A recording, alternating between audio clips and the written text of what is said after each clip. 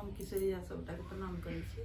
आ एकटा होली के गीत लऽ कऽ एलहुँ हँ। ई हमर भतीजी हम कंचन झा सबके बोलबै छी। चलू हे सखी शिव भवन में होली खेलती महेश। चलू हे सखी शिव भवन में होली खेलती महेश। भांग के पीसी पीसी रंग बनाओल भस्म का खेल अबीर। भांग के पीसी पीसी रंग बनाओल भस्म का खेल अबीर।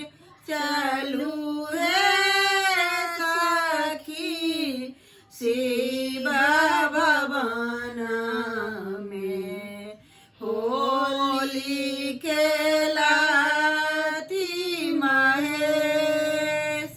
किनका के भिंगल बालक छाला।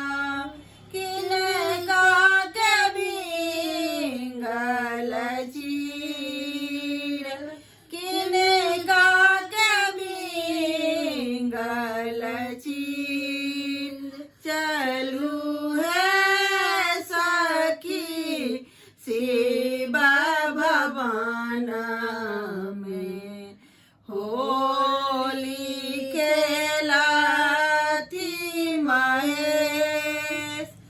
शिव जी के भिंगल बागक छाला।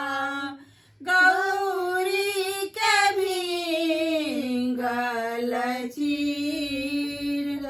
गौरी के भिंगल चीर।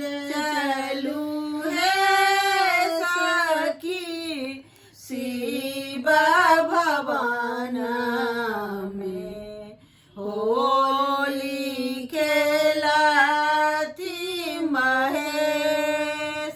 चलू हे सखी शिव